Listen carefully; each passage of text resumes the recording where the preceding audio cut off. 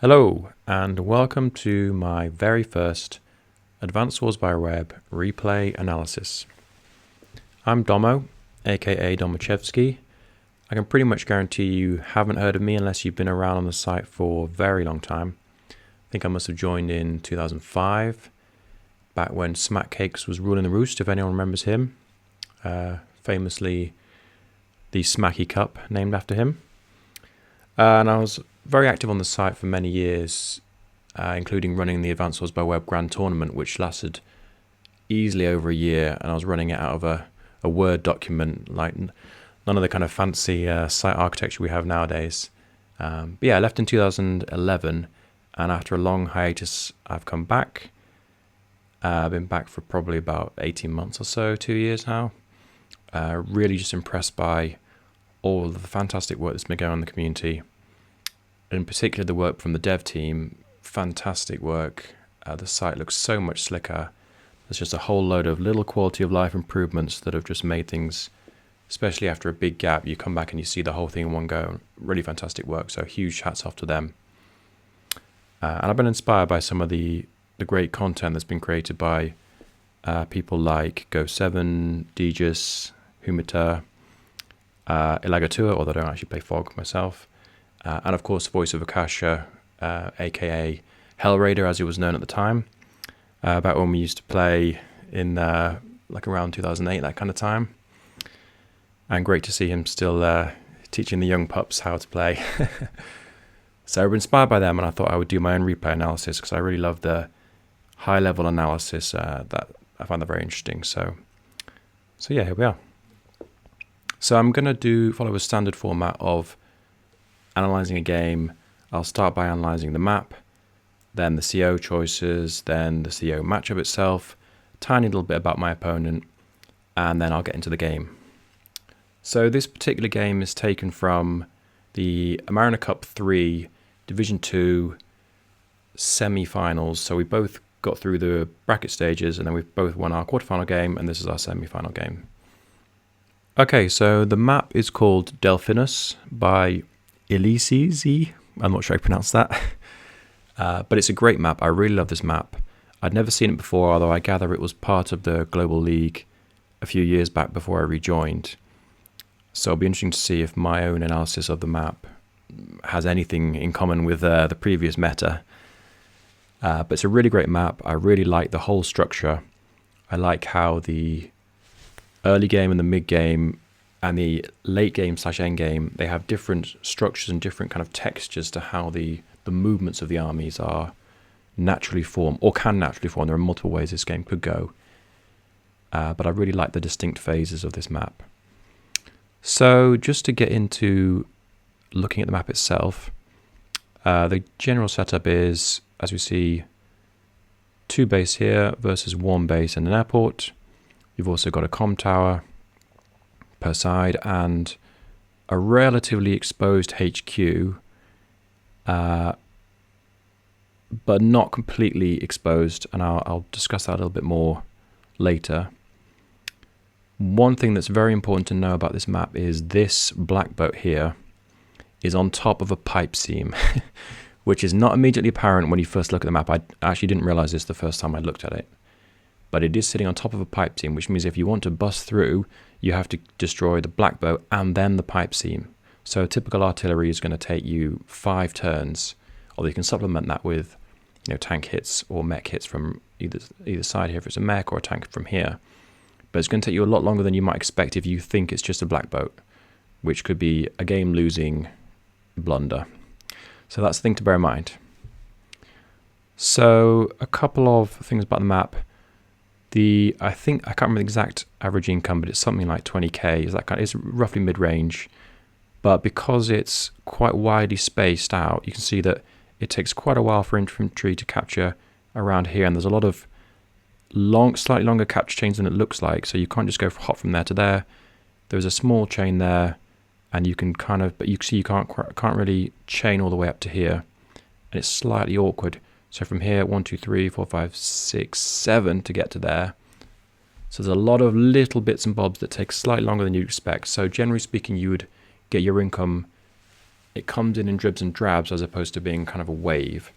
And similarly around the other side of the map, 1, 2 to get to there, but then 3, 4, and similarly 1, 2. There's a lot of kind of slightly awkward things. We'll see how that impacts as the game goes along. And it's because there's a question about how many infantry you devote to capturing your back properties. We'll see the impact in the game, so I won't discuss that any further now. But in terms of the overall structure, you have the strong side here, which is the 2 base, versus the 1 side and an airport. These 2 bases have quite a wide range of influence, so they kind of spread out basically around there. This one's debatable, but certainly these 2, these ones, these, and here. Whereas the 1 base has responsibility for these 2 are the contested properties, here and here. These ones are guaranteed, and these ones are obviously guaranteed as well, and these ones are also pretty much guaranteed. So in terms of the 2 bases kind of area of influence, everything, I don't actually know how to draw a line on here. I've seen other people do it, but I'll hopefully figure that out at some point in a future video. But your line is across here, coming round to here. With the 1 base, the most obvious thing about the 1 base is that this is a very, very strong defensive line here of mountains. Extremely strong, to the point where, in my view, this is not a base rush map. It could become that, but that for me would be a mistake. This is extremely strong. Anyone who's attacking army has to come through here with a very easily to defend property, high terrain, extremely close to the 1 base.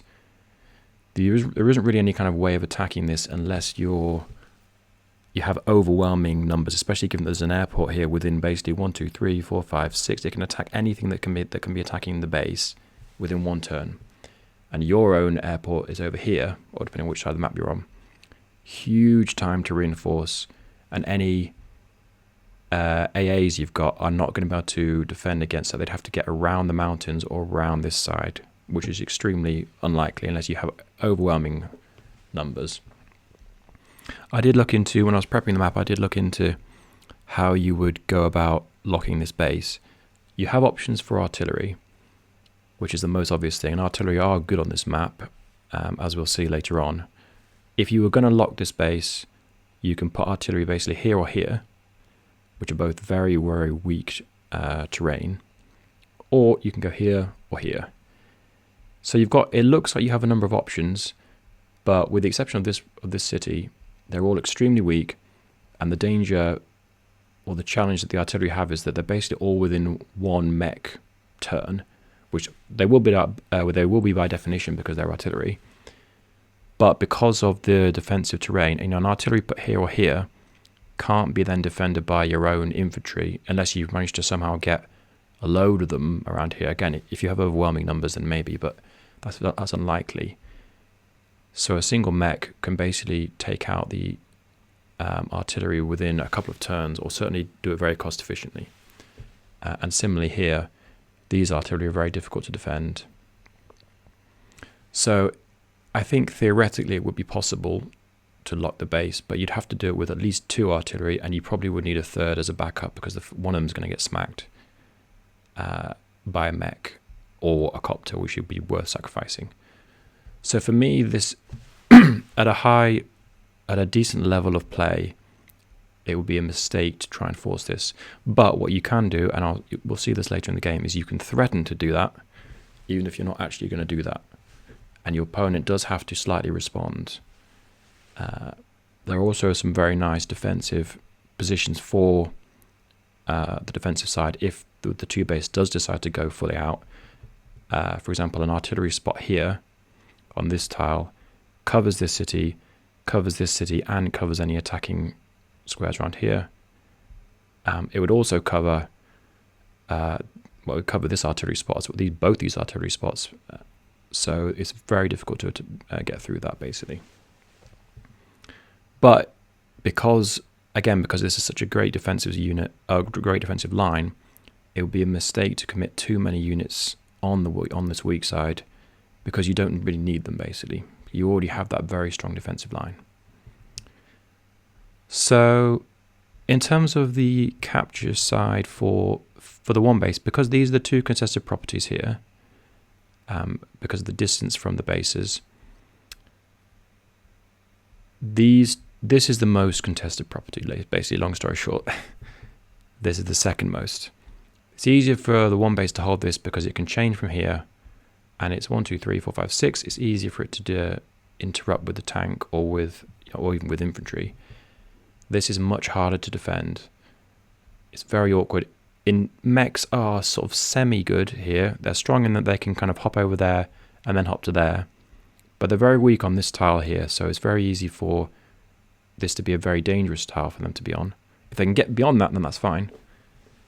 But they're also likely to be up against a bunch of infantry just because you've got two bases versus one base, which means that they've got to be careful about how they get built and how they are used. So again, we'll see some of that in the game. In terms of the capture phase, it's important to go for this city first, because if you don't go for this city first, you're never going to get it, because it's likely that the first infantry from the two base will go obviously to the base. Second infantry will go across to here to get the first income and to start exerting control over this key area, which the two base owns, or certainly should own, although I have seen some games where that hasn't been the case. But as soon as this infantry has captured this, it will certainly interrupt you if you haven't already captured it, basically, because it's just an easy win for the two base, basically. So go there first and then go there second. Is a long story short. This property here looks like you could think it's contested, but I don't think it really is contested. It's too easy for the one base to send units over, and they don't really. There's not really any danger for them. This is a huge overextension for this base. Units have to come all the way around until this is bust at least, and you also have air backup as well. So this isn't really contested, and I wouldn't, as the two base, I wouldn't commit much units to that. Well, I wouldn't actually commit any units to that, but you kind of threaten to do it again, and oftentimes the threat is very powerful in terms of forcing a response. This property here really belongs to the two base, even though it is awkward for the two base to get to in terms of direct units. 1, 2, 3, 4, 5, 6. 1, 2, 3, 4, 5, 6. So it can be interrupted in 2 turns, which is completely fine. It's too dangerous for this one base to go for here. Basically, they might interrupt a little bit, but basically, in my view, it's an overextension. So it's not the end of the world if you mess up with 1 or 2 infantry, but I certainly wouldn't commit any more resources to it. Yeah, I think in terms of how the flow of the game goes, broadly speaking, or my expectations of the flow, broadly speaking, the two base would capture this whole area, one base would capture these areas, and then the two base has the option of either basically putting a lot of pressure on these two bases, these two cities, sorry, with the aim of capturing them and flipping them. If you can flip these two but hold these two, or whichever way around you can gain potentially a 4k income lead, which would be a very significant lead. If you can hold that for a few turns, you're probably doing very well, and that forces your opponent to respond in some way. So that's one way you can take it, or you can try and go for the center. The center is, in my view, better to go later in the game. Once you've had pressure on here, you can kind of pressure this and then see how your opponent responds. If it's viable for you to capture these, then absolutely do. If it's not viable, you can always shift your focus. And you also want to be, at some point, relatively early on, committing some resources to try to bust through here.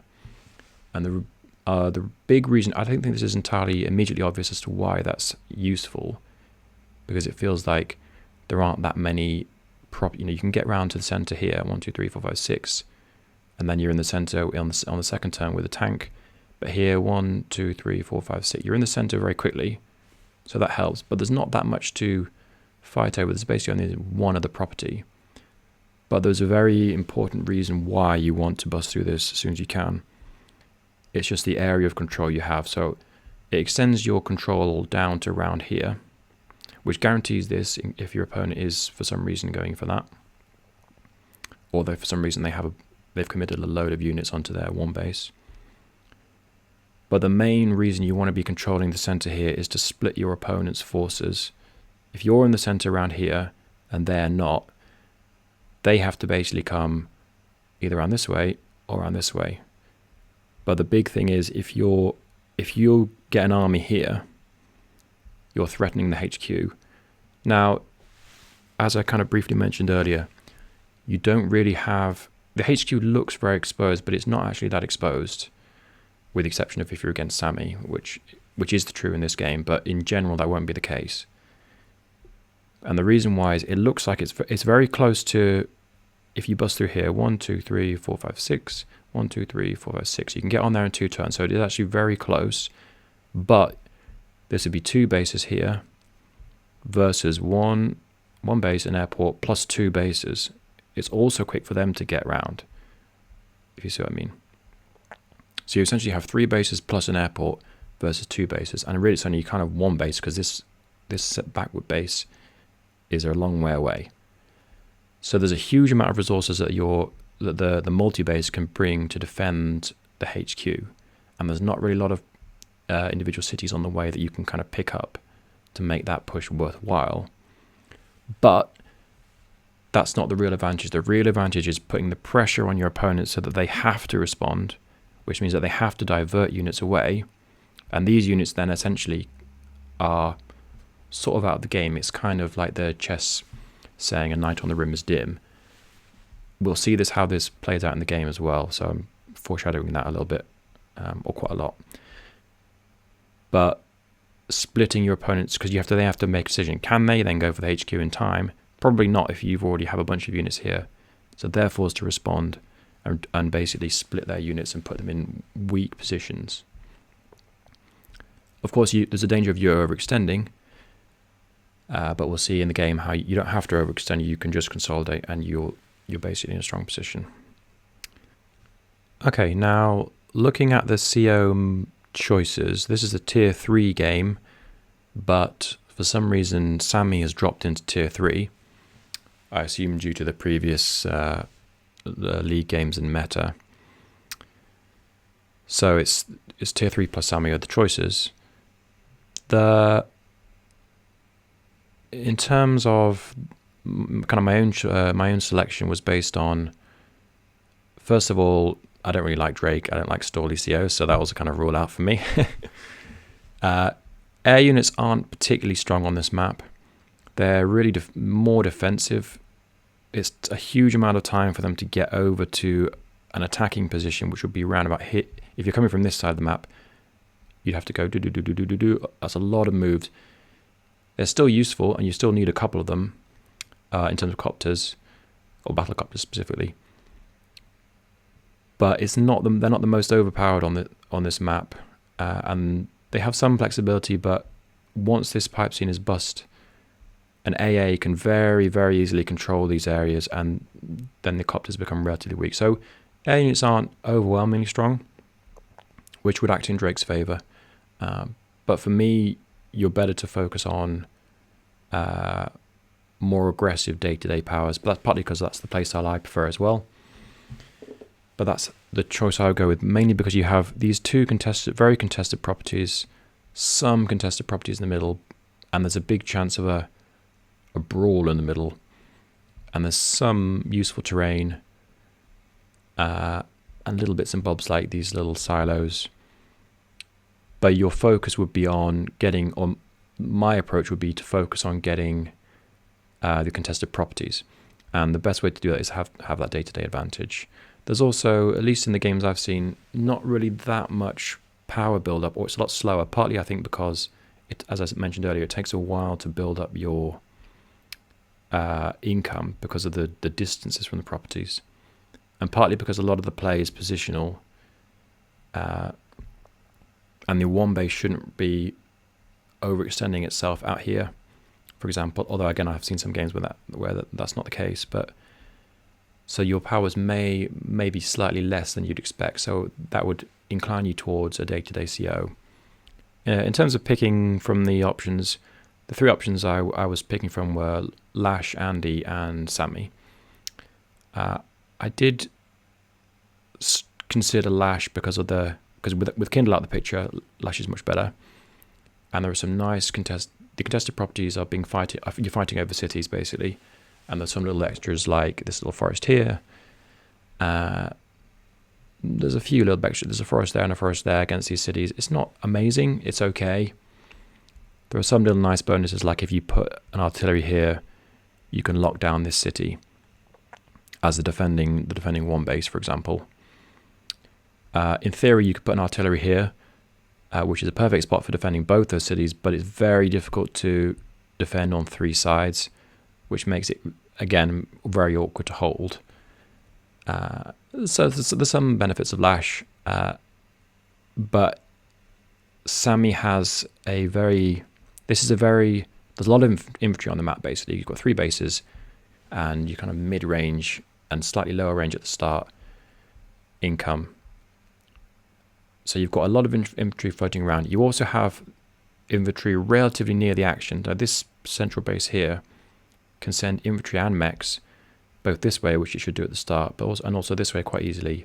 And if you see, you've got 1, 2, 3, 4. That's 2 turns for a mech can grab that. 2 turns for a mech can grab that, which is quite handy. So you will have a lot of infantry around the place. You will need tanks because it's just a reasonably large map in terms of distances. So you're certainly going to need some kind of tanks to basically exert positional control around most of the map. But you also need artillery. You need artillery 100% to bust through these black boats and pipe seams. And artillery are also very strong in these kind of slightly choky areas for the 2 base. The 2 base should certainly be investing in some artillery here. They also have use later if you're trying to hold the center, and especially if you're trying to push into your opponent's half of the map. So artillery is strong, and that basically means it's good for Sami. Mechs are good here for holding this area as well, particularly as the 2 base. A few mechs here can defend very easily against tanks from floating around. All of that basically, and gives her basically a decent advantage, particularly in terms of the contested properties. Now, I think Sami does have some disadvantages. Later on, it'll be easy for her to accidentally get drawn into a tank brawl, particularly given that you could easily, let's say you have Lash here. Lash sends a tank round. You've got these properties here. Lash can just go in. If Sami puts a protective tank there, for example, or wherever, Lash can just go in and force Sami to sort of keep sending in tanks, which is a brawl that ends badly for Sami, basically. Even with one comm tower, that's not going to be very good. But I think it's relatively easy for Sami to avoid that, and especially given that Sami can put so much pressure on the contested properties, she can easily just avoid a tank thing, grab the properties, and then mechs can get into the center very easily, which means that someone like Lash is on the back foot. So all in that, I went with Sami, and my opponent also went with Sami as well. Now, because we both picked Sami, that does change the calculation a little bit. The final bit the final big advantage that Sami has is the threat of victory march on the HQ, which does transform, or has the potential to transform, the position of the HQ. If you've got 5 movement, 1, 2, 3, 4, 5, you could have infantry there, which isn't really that far away from the base. That's 2 moves, but from infantry, and then bam, you can potentially end the game. That forces your opponent to respond very strongly to this, to the threat of a victory march, which is a powerful positional advantage, even if it doesn't give you, even if you're less likely to actually use it. But it forces your opponent to respond. So we both went with Sami, and the thing that really changes is, I personally am happy to play mirror matches because it means we both have the same advantages and disadvantages. The big change is basically that it's unfavorable for mechs to be up against Sami infantry, which is basically their kind of worst nightmare. so less mechs would be expected in this match. There are some, and we'll see I'll discuss through the reasons for that. But that's probably the main change. But other than that, it's relatively normal. So yeah, just to very briefly touch on my opponent. I've never played Silvera before, but I know that they won the previous Division 2 for the Amarriner Cup 2. So I assume that they're reasonably decent. That's basically all I know about them. And if they've got to the semi-final again, then they're doing pretty well. So it's Division 2, so it's not a top-level division, but it still expect a reasonable level by the time you've won 6 games in a row, and you're on game number 7, and you won that division last time. You're probably pretty good. But in terms of prep, I didn't do any particular prep again to look up their particular play style. That's frankly too much work. And I just want to play for fun, basically. I don't really enjoy doing extensive prep. Okay, let's get into the game. If I can figure out these controls, which might be a bit fiddly. Right, so at the start, there's not really that much in the first few turns. Going towards the base, as we see over both sides.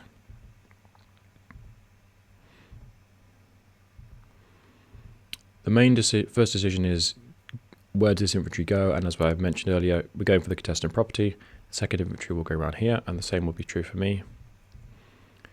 I think with Sami, it is actually possible to flip this order around. So the first one could go that way, and the second one could go that way, because of you guaranteed the capture. But I think it's good practice to go for this one anyway. Where are the controls?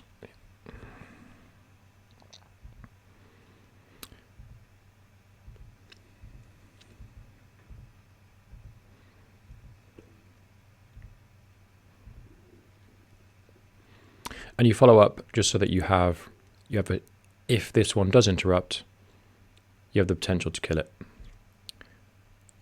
So you're best to go there and give yourself the option of doing that instead of going around that way, which doesn't give you the option. So you may as well keep your options open. It's always a good principle. And I've done the same. So I move here because it gives me a lot of flexibility, basically. But really what I'm going for is here. This is the city I'm going for. Just capturing in a normal way. Start capturing the properties nearest you, fill up from the back, head towards the middle. There's no particular rush to go here at this point, especially when we're a Sami, where you can basically guarantee our own captures. But it's also a nice spot because you can go to here, which gives you the flexibility of going that way and that way. So this is just a nice little bit of ambiguity and keeps my options open.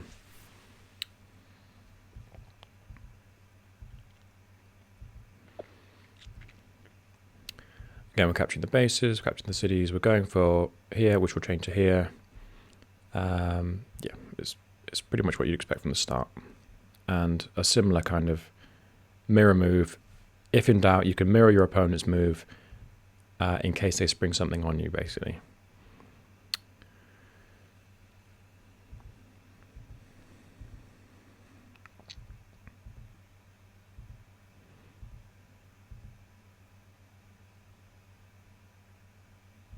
So yeah, quite a lot of mirroring. As I go down there, I have a feeling Silvera does something different, but I can't remember. Yeah, there's a tricky question here about where you go with this, the next infantry here, because it can be attacked if it's in the wild, it can be attacked, which can start to impact your capture game. This, from the one base side, this infantry is slightly awkwardly positioned. It can't really, ideally it wants to go and chain to here, but it can't really leave because then these infantries can capture it. And as I mentioned earlier, once this is gone, it's gone. Very unlikely that the one base are going to get it back. So this infantry, that's the disadvantage of committing so early to here, is that this infantry kind of gets stuck, but you basically have to do it, otherwise you don't get it at all. So that's one of the reasons why I went there, because you then force his infantry to stay where it is, because otherwise this unit can move on to the city and then capture it, especially given it's Sami, and it would force 2 units to be in place to defend, if not. But otherwise it can obviously chain nicely to here, which is not contested, and this unit here shouldn't interrupt, especially when you're against Sami.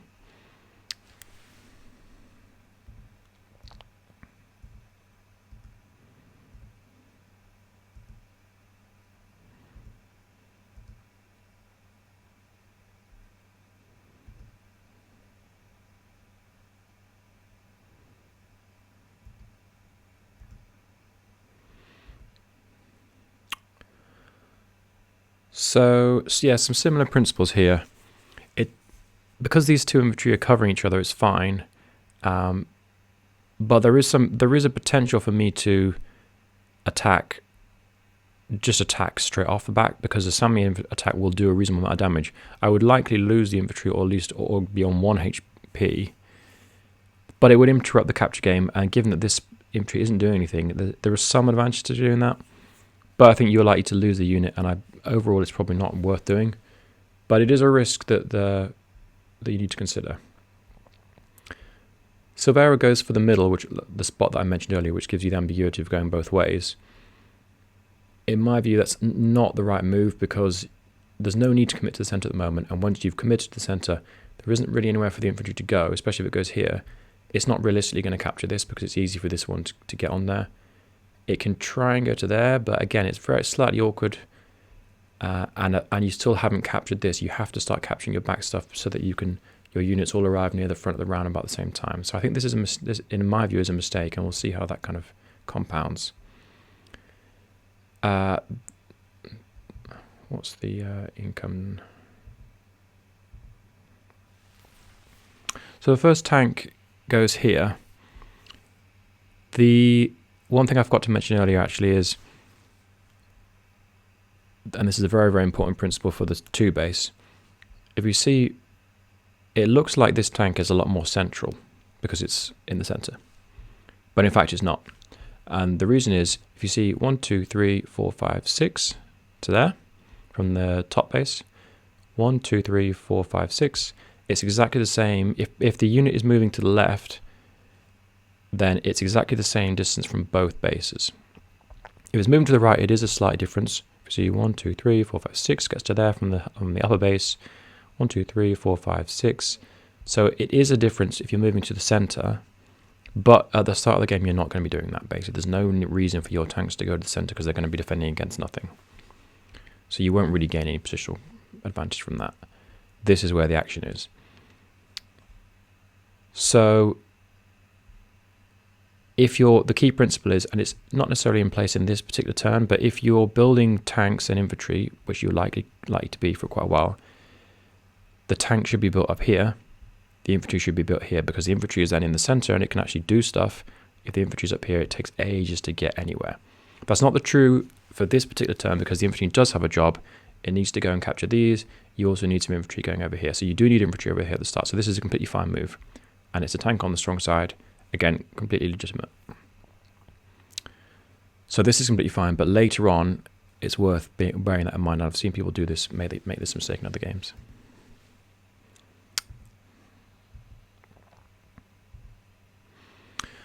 So yeah, moving around, keeping some ambiguity. The reason I moved to here was to defend against this. So if something does get onto here, it can't really do it this turn, but it's just nice to have that little bit of ambiguity. Particularly given that my unit's going to move to there. As we see both, it just gives it a little bit of extra defense. It also means that any unit that is attacking using that terrain isn't then capturing.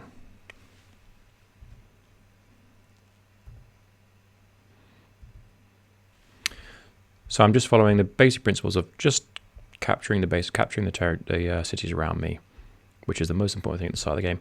There's no, now it is half tempting to go for this capture because I can guarantee it. Because there's no, if you see, just go back. Sami can guarantee that capture right straight away. But there's no particular rush because Sami's going to capture this at some point anyway, very soon. And it's important to spend more time capturing my own guaranteed properties to give myself the income, and then going for it, because there's not really any way that the one base can defend against this.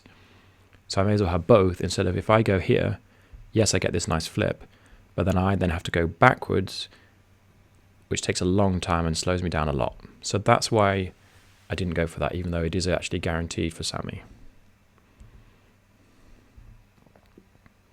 And that's the difference, or sorry, I forgot to mention, that's why when Silvera went here instead of here, that's the mistake, a small mistake in my view, because this infantry is guaranteed to go to here. That's the only place it's going to go.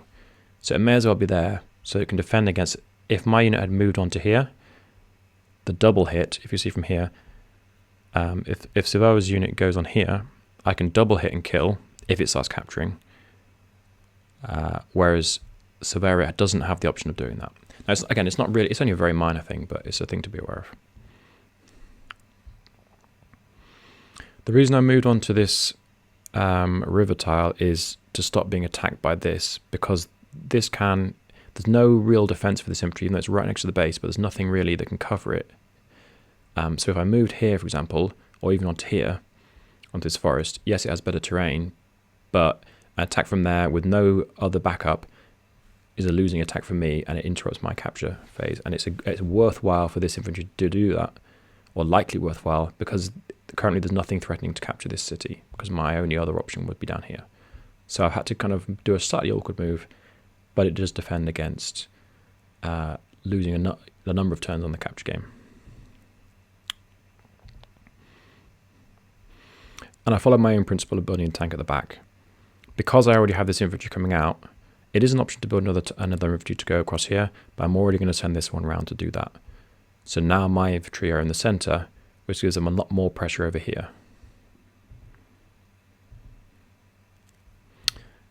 Silvera goes, as you'd expect, goes to there. Following the normal capture game, this will go to the airport, then it will go there.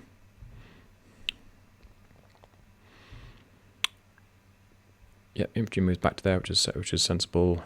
Starts capturing here. We'll see how that plays out.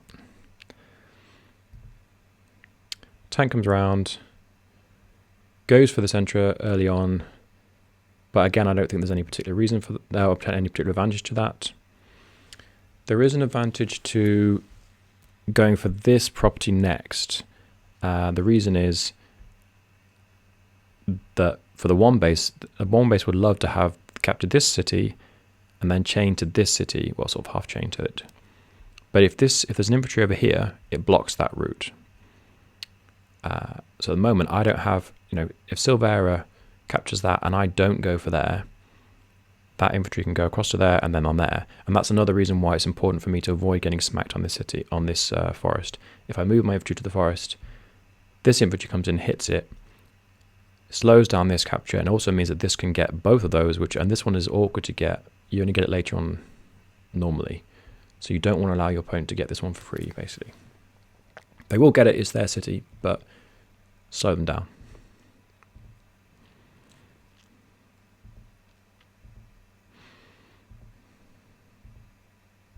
So normal fade, we're about to see an interesting move from Silvera, but normal from me on this side. I've moved to a defensive position here because this tank is now threatening me and I don't have any defense over it. It is threatening here, and we'll see. It's also threatening here. Because I'm Sami, that's not as big a deal for me. Certainly this one is guaranteed to go through, even though I could potentially lose a unit, which is still bad. But or lose a unit in 2 moves at least. But you'll see I'm doing a relatively normal capture. And I've started to chain here, which will go on to there and up to there. And I've done the mirror move to Silvera, which means there's no way that Silvera can interrupt this. And so therefore the advantage of going there early basically is gone, because this one's gone to there.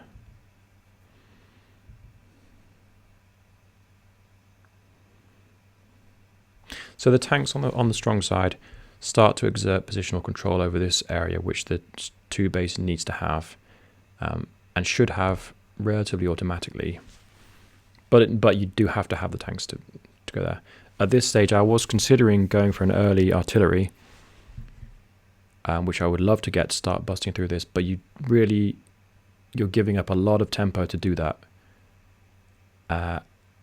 And given that you want to be exerting pressure on these contested cities if you can, just for income, which at this stage is worth more. But at every stage I was always worried that my opponent would pop an artillery at some point, which would put me behind. But it's a question of balance. I think for the first few turns you do need to get tanks out to just exert a reasonable amount of control, and you need defending tanks as well to defend against that control.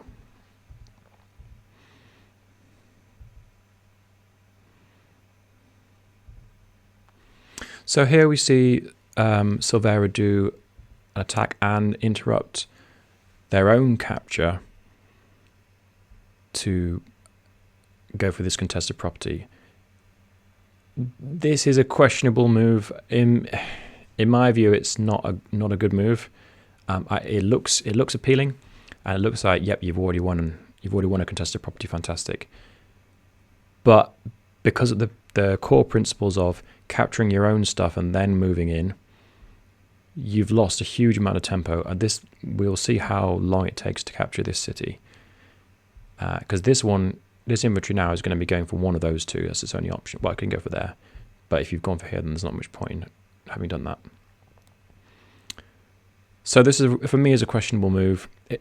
The tank attack is definitely worth doing because it's a free hit. This tank can't cover it. But this one, I think, in my view, was a mistake.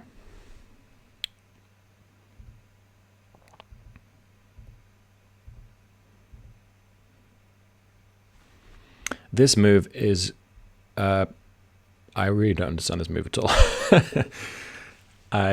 For me, this is a completely bizarre move. There's nothing that this tank can really do up here. The only thing it can attack is this. I'm not really threatening this at all because it's not really mine.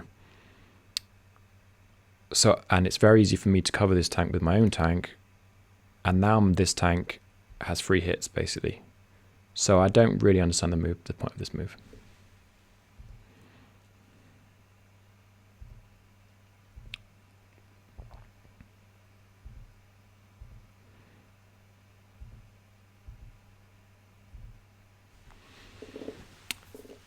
And we have an artillery on the weak side.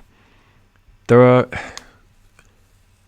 the idea behind this is basically to put the artillery here, or you can put it here, but that only defends against this. But when this isn't contested, it can go there and then lock down this. That makes sense unless you're against Sami, in which case it doesn't really make sense.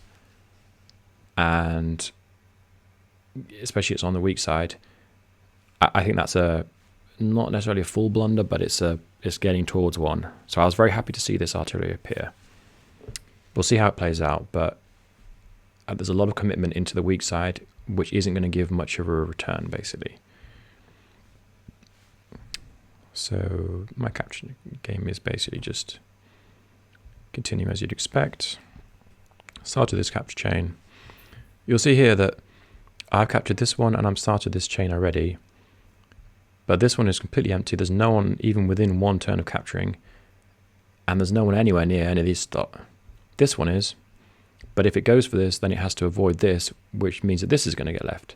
So keeping the general principles of the capture chain in order have helped me so far and have hindered my opponent, I would say. And as I mentioned earlier, going for this one blocks the walk across, just as this one would block the walk across here. And now again, I've got the middle. This can't. It can interrupt. And I did actually consider for some of the Sami, even though a Sami interrupt won't lose the capture, but if you interrupt, they capture, and then you attack again, I don't think it's guaranteed, but I think there's a reasonable chance that you would kill, or you certainly get to 1 health. I'll have to check the stats for that. But the potential of killing anyway, and then going on top and capturing it again with your own infantry, which is probably on about 7 at that point, is actually quite powerful. So there is still a genuine threat of attacking here, but it's not going to lose the capture, so it's not really a massive threat. And here's the problem here with this move, I can sacrifice this. Well, not even really sacrificing it. This infantry can take that down. This one is now not going to be able to capture for quite a while. So Silvera's, I've lost one capture, but Silvera's also lost a capture and the possibility of the chains from the capture. So in my opinion, it was at absolute best, it's a neutral trade, and that's fine with me. Basically, I'm happy for this whole 2 base to be slow because it puts the pressure on. Gives me pressure basically. This tank easily covers anything, and then this tank is basically forced to withdraw. And because this tank didn't go this way, I don't know why on earth it went over here. I seem to try and defend against this, maybe? I'm just trying to think of a reason, but because this tank didn't go this way, I now get free hits. And I think that was a slightly lucky roll, but that's fine with me. But this tank should be over here, basically. And this artillery is basically going to do nothing. And now, again, we've got a lot of pressure on... I mean, this contested property is going to go. It's guaranteed to be mine. But there isn't any particular need to rush towards it. I'm happy to pick off units because that's an advantage for me. And now there's not really many units over here that this for the 1 base. And I'm starting to pour in some infantry. This one's going to capture that. This one can chain 1, 2, 3, 4, 5, 6 to there. It's got a nice little and once you've got that, then these both will come up at the same time, which will both put pressure on this city. So there's not actually a particular rush for me to capture this city because the 2 infantry that capture down here will then come up and capture this anyway, pretty much. So yeah. Now, first artillery. This is essential, I think. I certainly want an artillery as soon as possible. There's some really nice positions for the artillery. It doesn't get... So I'm building artillery at the back base because of the principle I mentioned earlier, which is because I want to be building infantry up here. I think if I build an infantry anyway, let's just see what I build. Yeah, I do. So the infantry have a good spot. It means that it's slower for the artillery to get there. If I wanted to go at the artillery here, see 1, 2, 3, 4, 5, 6, so it can't quite get onto there. But that's fine with me. Because I built the first artillery anyway, I don't need to worry too much about that. And what I really want to do is send the artillery around here. And these spots here are perfect artillery spots. We'll see in a couple of turns how that plays out. So airports are now online.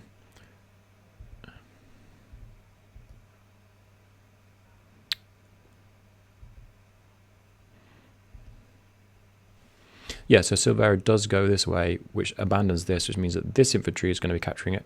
But as we see, 1, 2, 3 to capture that, 1, 2, 3 to capture that. We're talking a long time before it gets there.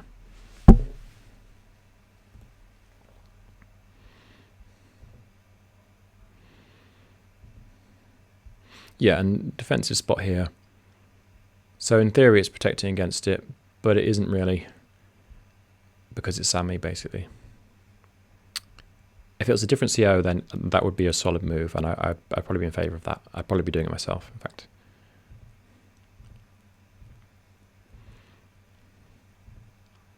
Yeah, tank retreats, that goes back. It's not really clear what's been gained. So at the moment, I'm happy with how the game is developing. I have a lot of pressure here and a lot more infantry in the middle. There's not really that much pressure on me anywhere, really. This is annoying, but it's not really that annoying. Because Silvera's given up a non-contested property for my contested. So I was never going to be able to interrupt that unless they did it themselves, which they have done. So that's fine with me. And my chain deciding to, this one will chain to there. This one's going to have to chain backwards, which means it's going to be slower to then come back to the center as well. So that's all fine with me. These two chain properly. And now I'm almost finished. I'm not very far off finishing my back captures. I'll take that. But I don't think that's not going to go through, but that's fine with me.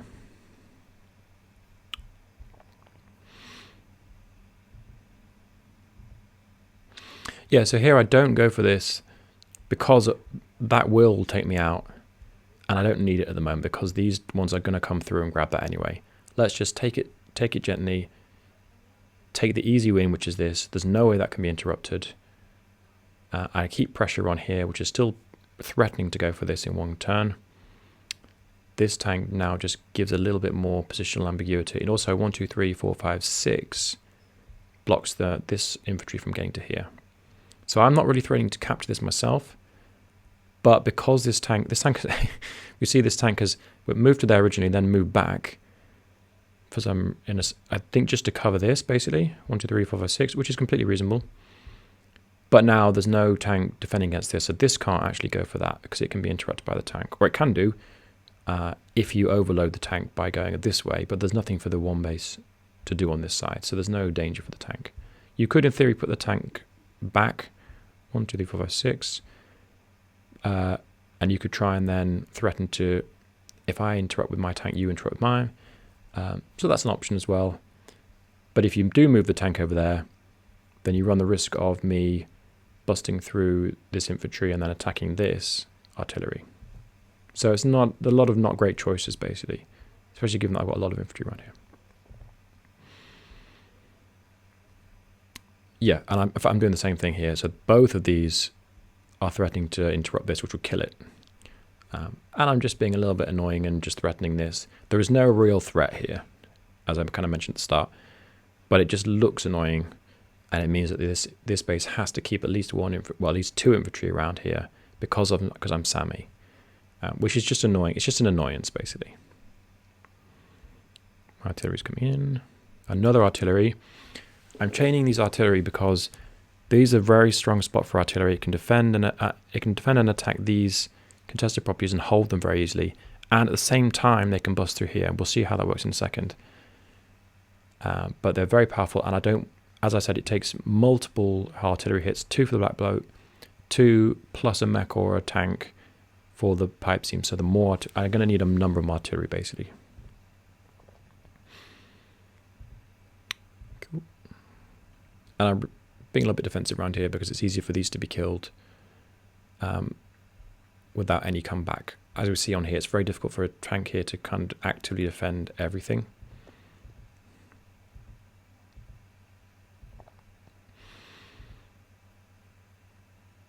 Yeah.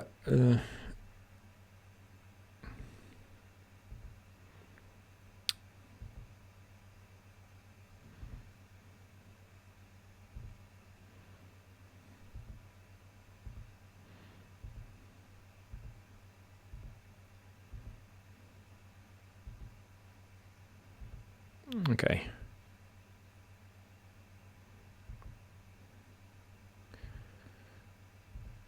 So the second artillery, in my view, is a blunder, just 100% a blunder. I think the reason for it is to defend against an attack on here, which I completely understand, but it's not really a real threat. It's easy to interrupt with 2 infantry. 2 infantry is enough to completely squash that threat. You don't need to invest in another artillery.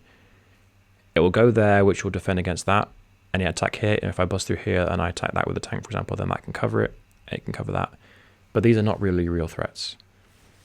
Or there is a small threat of attacking that, but it's not really that strong. It's very easy to cover with a battlecopter if you need it. Now you've got 2 artillery here, which are basically doing not a lot, basically. You've invested 12,000 in a mistake, basically. This is aggressive here, and understandable. But again, we see that this city still isn't being captured. You know, we're a number of turns in now, and this city, you know, I've had this captured for a while. This city hasn't been captured, which is, again, I can understand the aggression, but you're being overly aggressive and you're giving up your own gain. So again, for me, that's a mistake. Now I think I go in and interrupt this. I did actually debate quite a bit about this, because generally speaking, the one base, I think, should basically graciously accept that this is going to be lost. It's certainly going to be lost in time, and I'm getting that one, so it's an even handshake. But the reason I'm pretty sure I go in for this. Let's just have a quick look.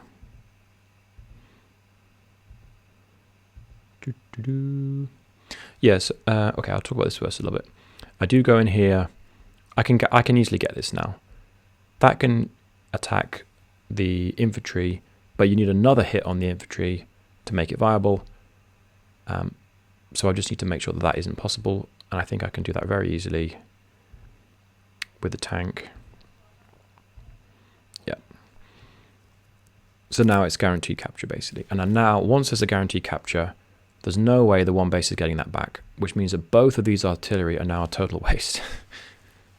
Again, if you're against someone that isn't Sami, that's not going to be a problem. But if you're against Sami, that is a real problem for you. So that was a mistake.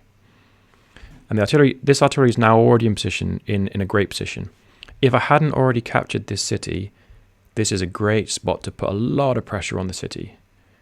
You know, anything attacking the city is going to get smacked. And if they don't come in, then I can hit the black boat or the pipe seam. But in practice, especially because I'm Sami, this is already mine. If I wasn't Sami, it would have been more contested probably by the one base, because the one base can interrupt with just infantry.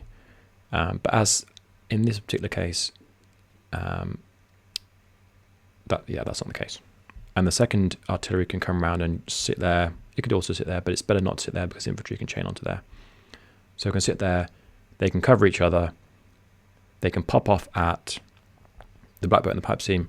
And they also are really nice at threatening to do, as I mentioned right at the start, do the double lock. From here, they can both, you go 1, 2, 3, 4, 5. Artillery lock on there. You could put the other artillery there, or you could put artillery there. And that's a really, really strong threat. Again, it's really just a threat. It's not really a thing that you should do unless your opponent really doesn't respond. But that's a very nice position. And given that I have more units here and I have infantry coming in and I have more tanks as well, the artillery are relatively safe. And as I say, they cover each other. Yeah, so here on this side, I do interrupt. And I did debate this because there's a good chance I will lose. I'll certainly lose a hit on the tank. The question is, if I lose a full tank, basically the city flip is worth 2k per turn. I lose a k, they gain a k every turn. So it's worth a lot of money. But is it worth losing a full tank because that's 7k or other infantry or unit count? That's debatable. Given that you're going to lose this anyway at some point, I'm only going to be able to hold it for a few more turns. But I figured that I found a way to basically protect the tank, so I can basically take one hit from the tank, which is roughly, let's say it's 3.5k, which is worth, if I can save it for 2 turns, then it is worth doing it. And I likely will be able to do that because, as you see, I can kill that infantry, I can block, and I can do that, and I can cover with a mech, which I'm about to build. Yep. This means that a tank you can't get through this infantry, basically. Or you can, if you commit a tank and an infantry, but then there's only one tank can hit my tank, which is worth that. Let's take it down to 5 or maybe 4 if I'm unlucky. But it's a Sami tank, so it's probably not that good. The mech covers this tank coming from around this direction, so that if the tank goes on there and kills my tank, yes, it can do that, but then I get an even or a even better trade, arguably, because the mech attacking that tank on weak terrain is going to be very powerful. And I've gained unit count. I'm going to lose unit count, which is going to happen. But the one base, that's not a bad actually thing for the one base. Normally that's bad for the one base. The one base doesn't want to be losing a unit count. But at the moment, I've basically captured everything that one base can capture, whereas my opponent hasn't captured everything they can capture. So I'm happy to trade down units because my units don't really have that much of a purpose at the moment, whereas Silvera's units do have a purpose, which is capturing here and here, and the contested property. And I'm happy for these. I'm happy especially for these infantry to be weakened in the brawl, because it then means that they're not capturing so well. Obviously, they have to be weakened to a certain extent because it's Sami, but there's a chance that's going to happen. So that was the calculus basically. We both build anti-airs because the airports are online, and you have to do it reasonably early to start exerting that positional control. So that's a mirror thing that we've both done. Here I'm just being a little bit cheeky. I'm threatening that I can actually go for it next turn, I think, and it is actually possible, but it's a huge overextension, and it's a mistake. But it's just a nice little way to threaten all 3 of these properties in a kind of a very annoying way. I think I moved this one to cover that. Yeah. So now I'm threatening that, which is also very annoying. I'm threatening to block this from going on here. So it's just a little bit of nice positioning just to be annoying.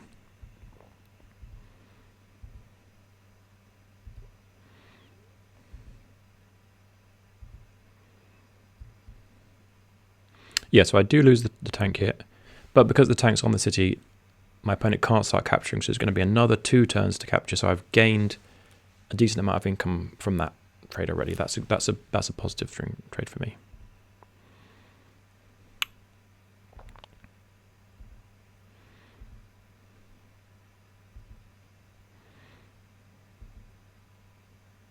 But I do lose unit count.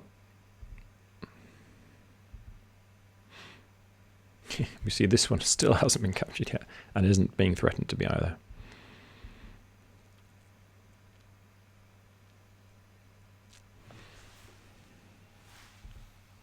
Yeah, sending the anti-air to the middle is an odd decision. I don't really get, I can't remember why, if there's any particular point of that. I assume it's just to back up this infantry. And there's no threat at the moment from that, but it's still, it should be going the other way. It should be exerting control over here. In 1 turn to there, 2 turns to around here, and then now you're controlling any direction that the copter can go in. Battlecopter, those.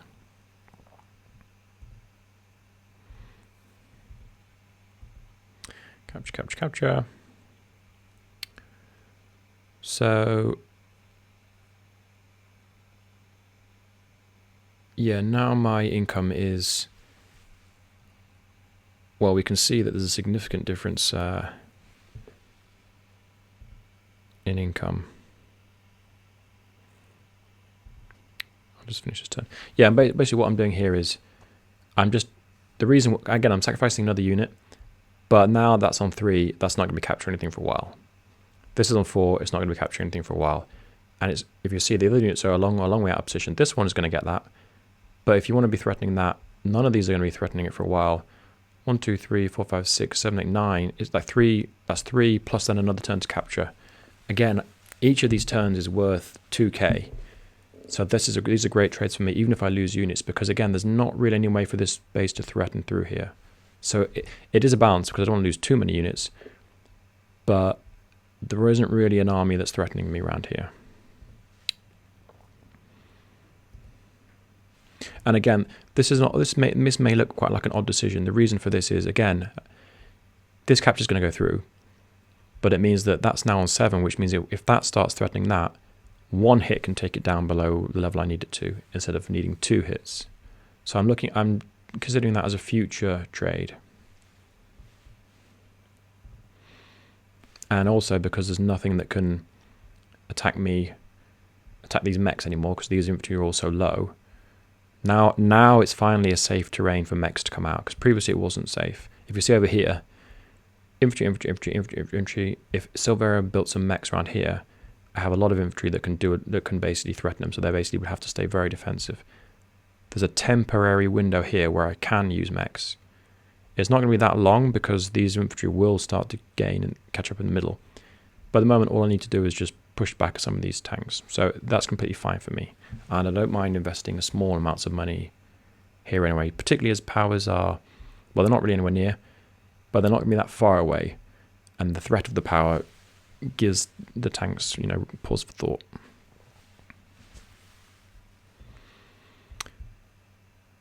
Yeah, so I've actually got 3 artillery now. I think this one will move around to there, yep. And I've started this blast through, so I have a lot of pressure on here. And that's because I'm trying to bust through here. Actually, yeah, sorry, I should say. I've captured both of these now. So my objective over here is done. There's no more objective over here for me. I'm not going to go for this city, which would be completely insane to go for. It's very heavily defended. I'm not going to go for this city, which is also very heavily defended, but neither of these are ever going to be on the radar. My aim on this side now is just to defend these properties. This one's very easy to defend. It's very difficult for them. But this one is potentially possible for the one base to attack. But as we'll see, it's very easy to cover. So now I've got this. What's my next move? What's my kind of objective now? Well, my aim now is to basically bust through this and get to the center. The central control is next. I also need to capture this little property as well, but that will happen quite soon. And there's not really anything around here that's going to cause a problem for that. The tanks have the potential to be, but... So the next stage basically for me is assert control in the center, and the next contestable property for me is this property here. But I'll only capture that if I have some central control, unless my opponent lets me capture it, which they may well do by accident. But yeah, but just in terms of that's the kind of, we're moving to the next flow of the game from my perspective, and given that my opponent isn't anywhere near busting through here, they have built an artillery now, but they haven't really made any kind of other threat to bust through here. So I have a lot, the time pressure and the tempo is very heavily on my side at this point in the game. At this point in the game, I'm feeling very comfortable.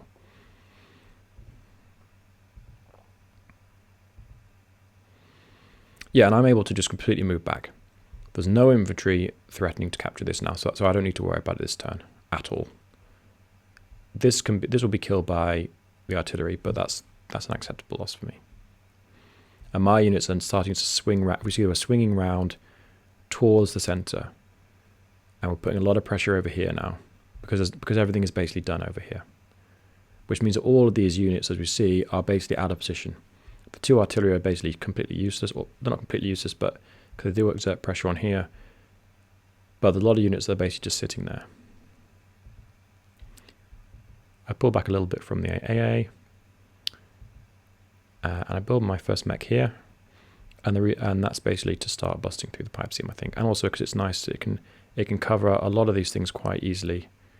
And again, there's no infantry around to be, well, there's one infantry here which can potentially attack it, but it's covered by my other infantry, so it's a safe area for it to go now.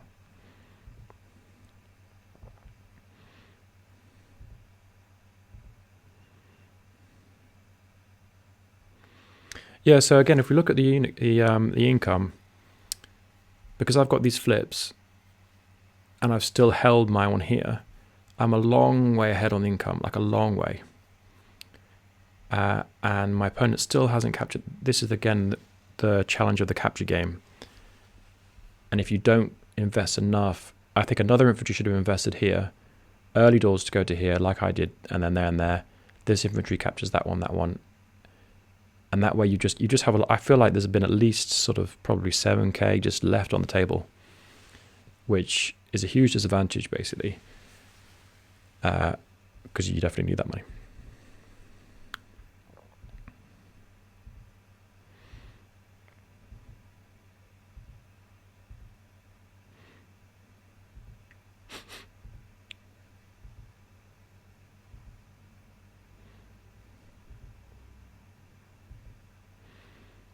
Yeah, generally just repositioning. First copters come out. And that's the reason why the anti-air has already been built for both sides. The anti-air already covers the whole area the copter can go. So it can easily move to there and then it threatens that way and that way. So that's not really a problem for me. Oh yeah, I forgot to mention, I built a transport copter actually, which might look a little bit unusual. The reason for this is, as I've already kind of mentioned, I'm moving towards basically the late game, or the late game, which is central control. That's what this copter's for. The idea of the copter is it comes over here, 2 turns it can get within move of a mech or an infantry, and it then moves infantry up to there. Now, what's the point of that if we've already got infantry there? The reason is, if I'm busting through this pipe seam, I now want to be building my vehicles from this base, not from this base, because I'm building vehicles from down here because, as I said earlier, it's the same distance either way. But when this pipe seam gets bust, that equation completely changes, and now you want to be putting your vehicle pressure into the center, which means your infantry are going to be built here, which means that they're going to take ages to get anywhere. So I want to be sort of shuffling my units into the center a lot quicker, and it also means I can build mechs if I want to and shuffle them into the center as well and have total defensive control over the center, which is very, very strong because, again, it splits your opponent's forces. That's what that's for. It is a little bit of an investment, but I'm also significantly ahead in terms of income, like significantly ahead. That will disappear quite quickly, but I have I'm basically ahead in most metrics. So I'm pretty comfortable in investing 5k because it will also mean I can swap these two bases around in terms of production. There's a slight trickiness in getting the copter over here because there is an anti-air there, but I did calculate that it's relatively easy for me to do that, partly because Sami has extra movement. Get onto there. They can kind of block it a little bit, but this tank can move to there and cover pretty much any position that these take up. And this is a huge overextension for this 2 base, because any reinforcement's got to go all the way around because the pipe scene is still very much closed all the way around here, which is not really ideal. So I think it was completely fine for me. And there's also a danger of this tank getting trapped if it tries to take out my copter. It might get one hit on it, but that's completely fine. That doesn't do any damage to me, or doesn't do any impact on its actual purpose.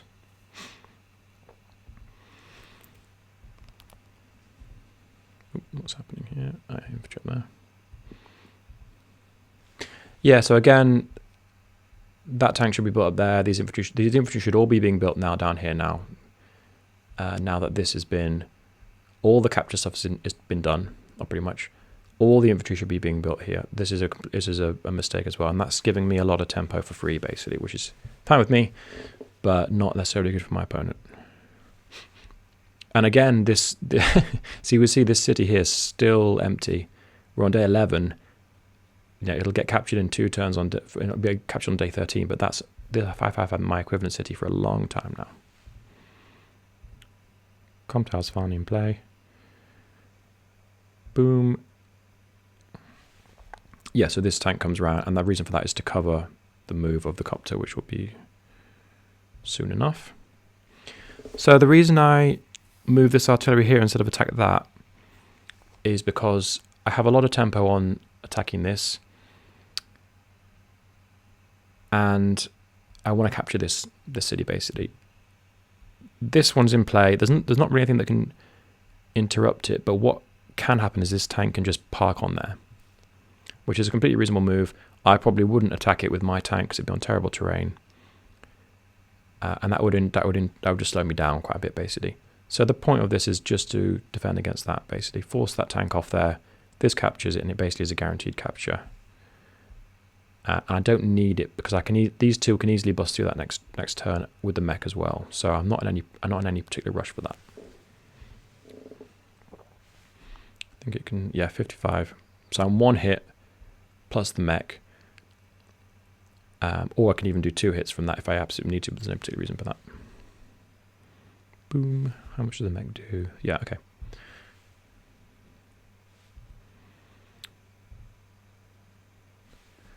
And I'm just making sure that's covered, but that also 2 units can threaten to go for that, which is very nice for me.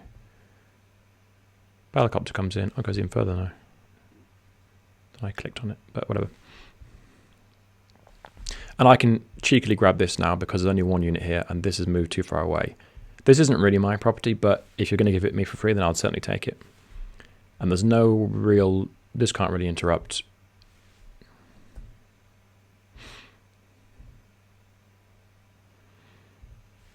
This is a big win for me, actually. I'm already ahead here.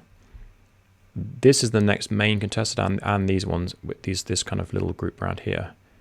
But they're a little bit tricky to contest, but this has basically been given to me for free. And again, there wouldn't be the case if this capture chain had been done the other way around, if there'd been infantry around here, because then they would have arrived around here and helped defend against this. So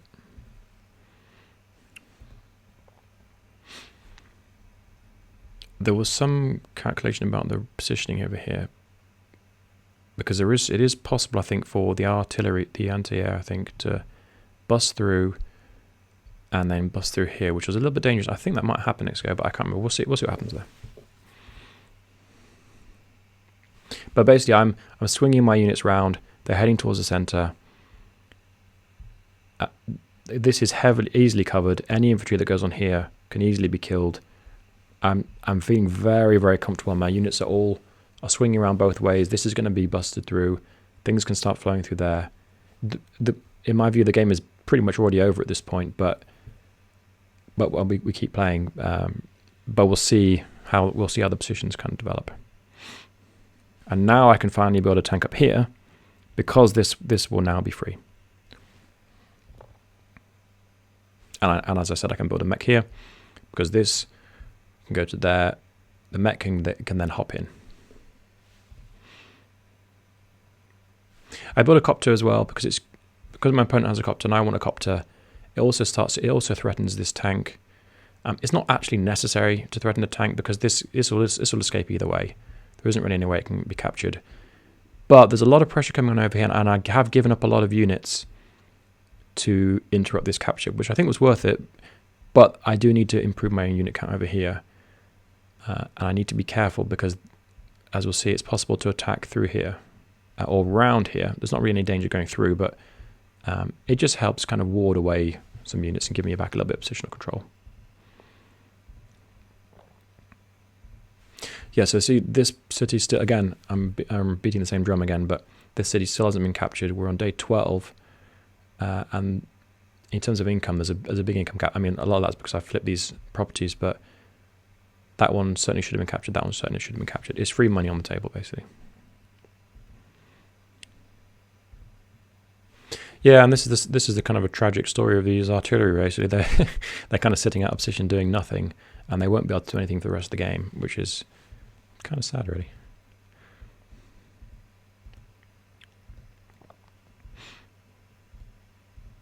But a lot of infantry pressure coming in, as you'd expect from the 2 base.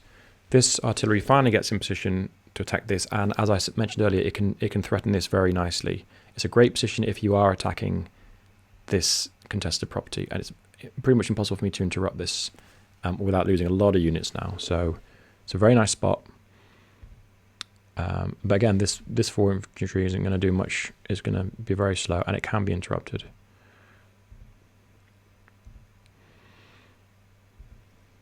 And this tank is forced to retreat because it was way overextended.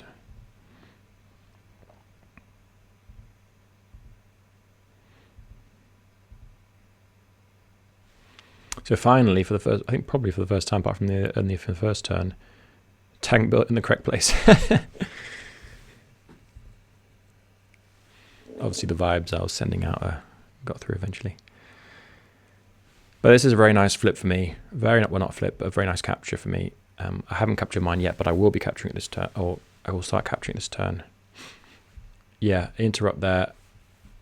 I certainly lose this unit, but I'm actually happy for this. I want this artillery to be attacking my units and not attacking this. So I'm actually happy for the artillery to be distracted. I mean, there are a load of other units that can attack it.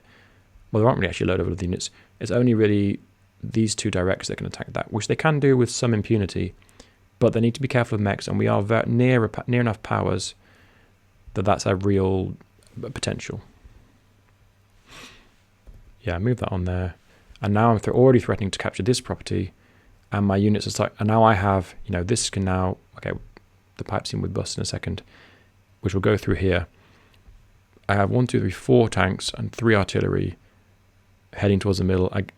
It's a very, very strong position. I mean, as I said, I think the game is basically already over at this point, but we'll see why that is as the pipe seam opens and the position develops. And again, I do the same thing. I basically want to stop a tank just sitting on there. It only would slow me down by 1 turn, but I may as well have that extra turn for the tempo. And there's the pipe seam gone. The artillery is very defended, and now the mechs are very, very strong as defensive units in the center. This center is completely mine. There are no real infantry threatening that. This is just incredibly strong. I'm able to now move 1 artillery away because they've done their job here. The other artillery will be able to be used to defend this city, and at quite a minimal cost for me. Again, I'm not going to go in and try and base up. That would be completely insane. There's a little bit of fiddly positioning here, because there is a even though this army is quite dispersed, it can all collapse onto me at once. So I do need to be a little bit careful. It's not a major problem, but you do need to just be careful you don't give away sort of silly attacks. As armies build up as well, even though I'm significantly ahead, it's possible with one huge direct attack, you can potentially throw the game even if you are a long way ahead. So you've got to be a little bit careful about that. But the income disparity, I mean, I've got 5k lead. That one will go, and that one will go. I'll gain one there, and then I'm absolutely gonna get this as well. And then I think I'm very, very comfortable. These copters are starting to peel around, which I think is a good move, because there's no point in having the copters there. There's no point in having anything here, basically. You need to be swinging stuff around, and the big problem is you haven't bust through here. But at least you're swinging your units around. I mean, this is where I started to talk about earlier about the pressure of the pipe scene pressure. This is now this base as territory. This whole army in the middle is a really strong threat on the HQ. I'm now within one. I mean, I'm nowhere near in terms of power, but that can change relatively easily depending on if there's a brawl. The point is, I force defensive. I mean, this tank is right on the edge. It's completely out of the game.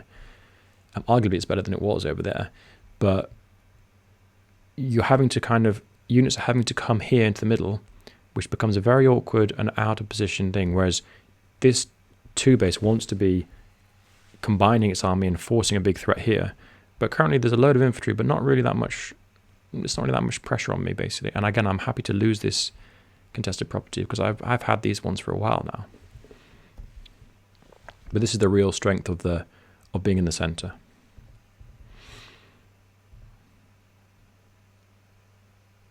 Yeah, there's a big all-in attack here, or semi-all-in attack here. In fact, I'm just going to go back and check something. Was that? No, that's fine. This kind of looks like it was dangerous, but it isn't really. It was a little bit nasty, but not really that nasty. There's a big mistake here, which is basically not putting this artillery on here. I'm not sure where the artillery was. That's why I went back. Can I actually get on there? Yeah, I can.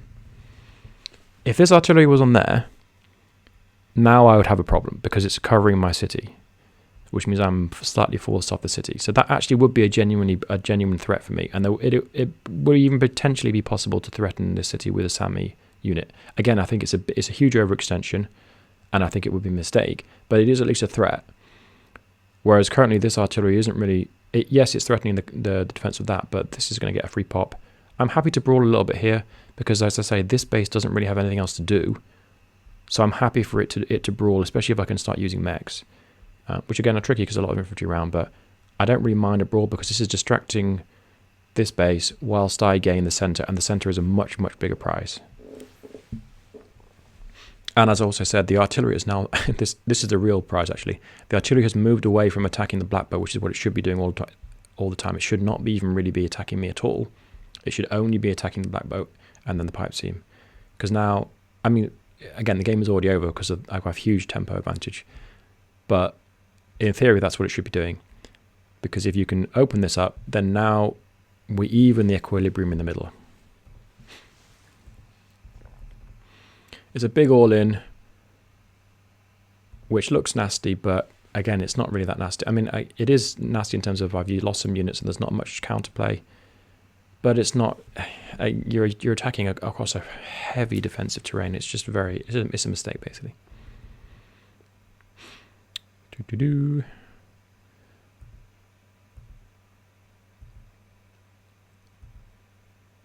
And yeah, that's the disadvantage of sending your AA in. I mean, Silvera does but another one, recognizing that it's likely to be destroyed.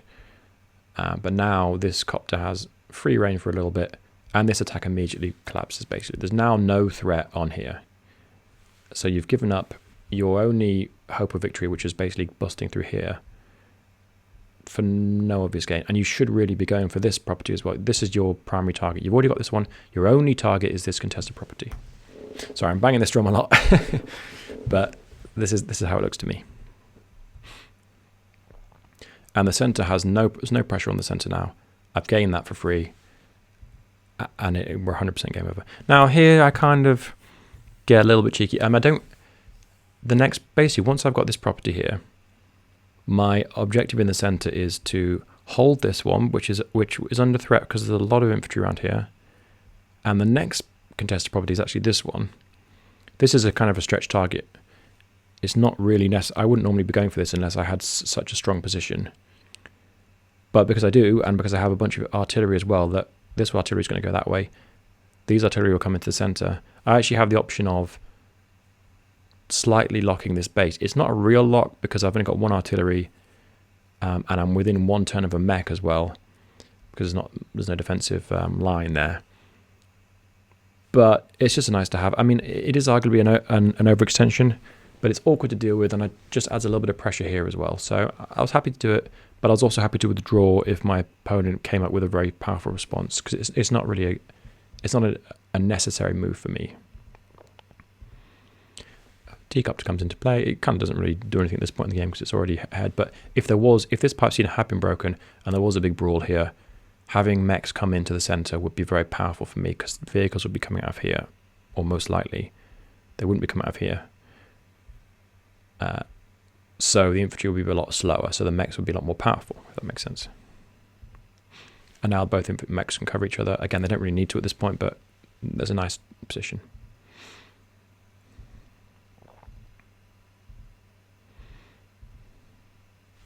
Yeah, so here's how I would just cover this. It's very easy to cover this. Artillery and infantry. There's also this one charging up as well. There's now no way that can capture it. It's just impossible. So I can basically cover these, both the contested properties, with a very minimal commitment, which is completely fine with me. I get a little bit cheeky here, moving both both AAs up towards these copters. It's probably not necessary. I just wanted to kind of cause a little bit of stress, basically, from my opponent.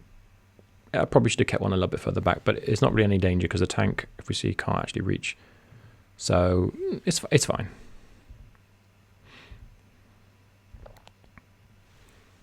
And now I'm able to just basically kind of chain artillery, battlecopters, because I have a lot more money, and again, it's overwhelming amount of stuff here, but I can just keep chaining artillery.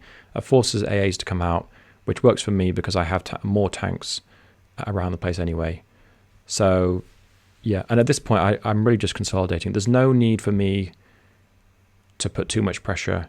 As if powers build, then there's a threat on the victory march on the HQ, which forces these units to basically defend, and these tanks kind of have to hover around and be ready to go back, which means they can't really commit too far this way, because then this whole lot can basically go that way. That's the other advantage of the T-copter as well. The T-copter has a nice little range, which means it can, in theory, rush a load of units forward and drop.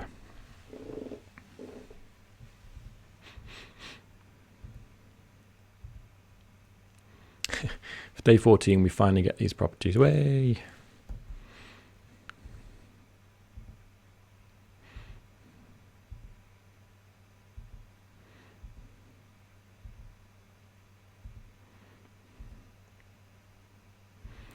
Yeah, standard movements. Finally starting to capture that contested property, which I think should go through at this point. But at this point, it really doesn't matter, because I've gained 2 more contested properties, so I'm completely fine with that. And we see so many units up here. So many are just doing nothing. They're just sitting there. They can't really threaten. The only one that they can really threaten is this property here. But there's a huge army here that can just wipe them out. And if they go in and they get wiped out, then there's now nothing defending the HQ. So it's very dangerous for them to do that. There is a lot of units, so I do have to be a little bit careful. But it's not really a threat. There's copters and there's 1 tank, so it's a very weak threat against me.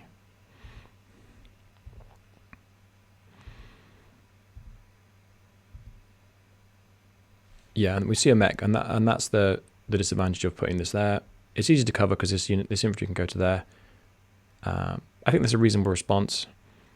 It's either that or an artillery, basically, and the mech is cheaper, so that's completely fine. But it's, again, I mean, the game is kind of over at this point anyway, but...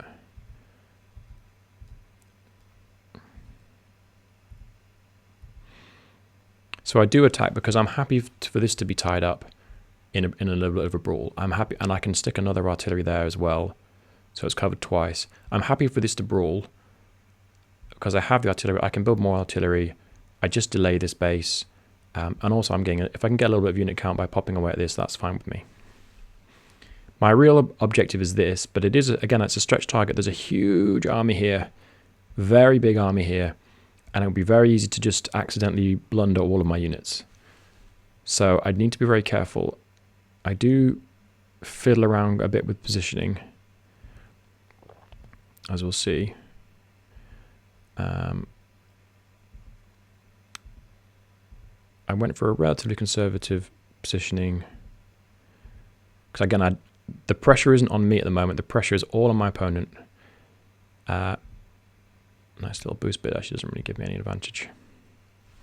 But I'm going for this, and I don't actually double down the artillery on there. I did consider putting the artillery there, but it can be picked off by a copter, and I really want it to just cover here. I really want this as my target, not this.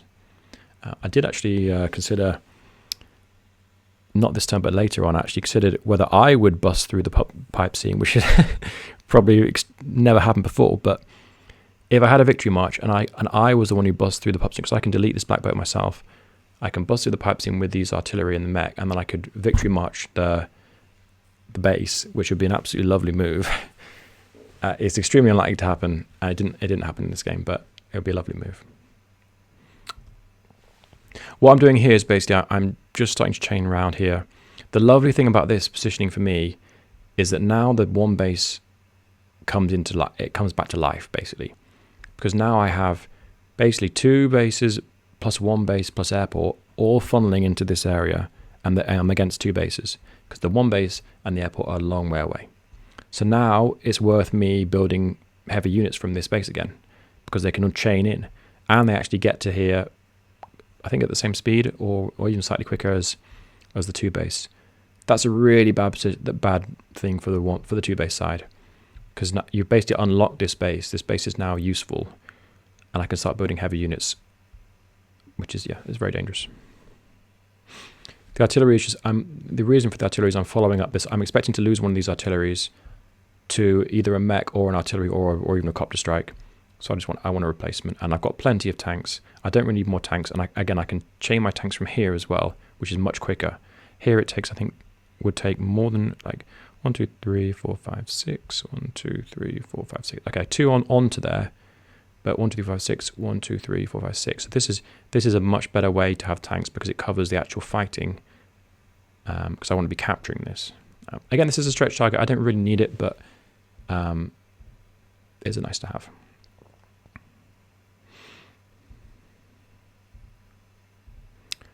So yeah, these sad little artillery.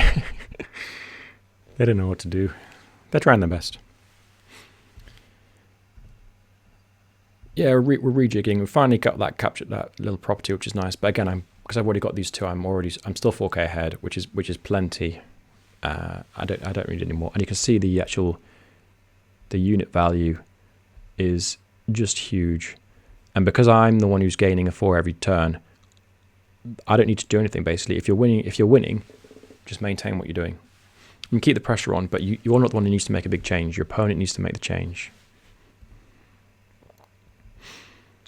Yeah, we jiggle around here. These kind of forces are kind of defending against each other. It's right for Silvera not to go in here because that would be completely suicidal. Yeah, we're bringing copters around, but I'm able to bring copters into this fight a lot quicker. And I'm able to chain copters because I have so much extra money. It's a reasonable move. I can't actually attack it. But this is just shuffling the decks on the Titanic, really, at this point. Artillery to defend that's completely reasonable. I'm on a silo, which is nice. I can pop off at this. If the downside of this copter is that now isn't there, admittedly it can be attacked by the infantry. But that now can't really threaten that much.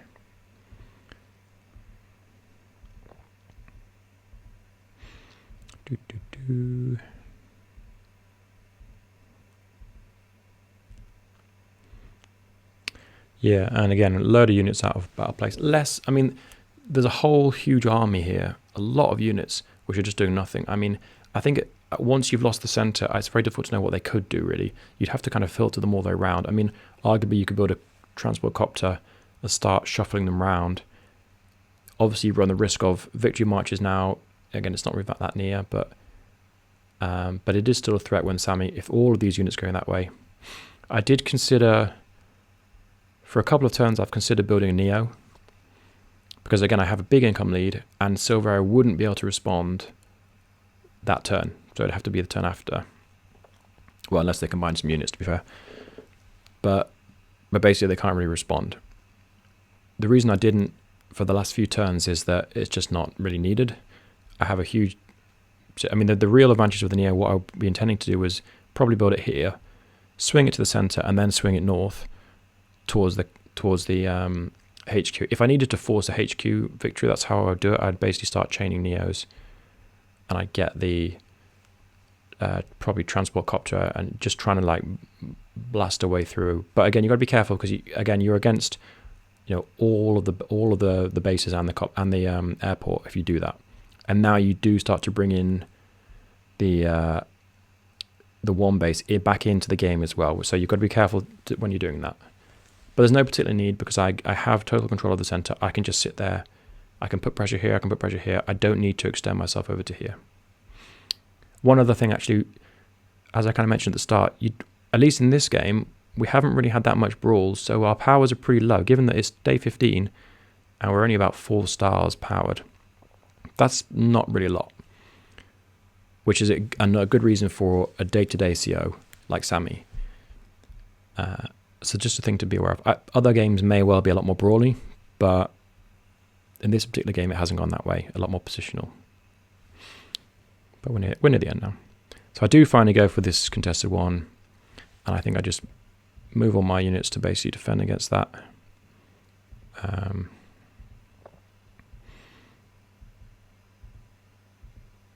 little bit of a hot shoe shuffle here, but I'm just in a defensive formation in the middle because I don't really need to be anything else. I don't need to attack.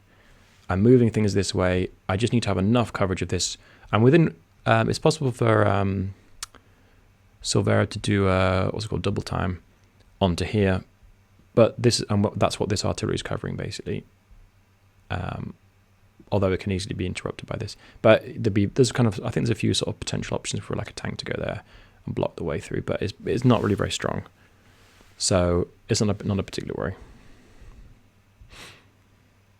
And these copter chains this is just an extremely powerful position. These armies are joining up. Very powerful position for me. Anything that comes in there to interrupt this is going to get absolutely smacked. There are some options for if the artillery can attack that, and that can attack that as well, and the copter can attack that as well. So you can get through here. You can certainly interrupt this space and fully kill this infantry.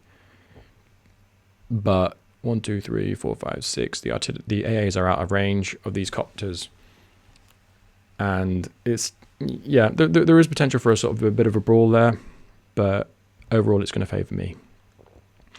And I'm happy to do this kind of exchange because the reinforcement route for these copters is huge, and I also know that there's only one incoming, whereas I have a lot more coming. So that's all good with me.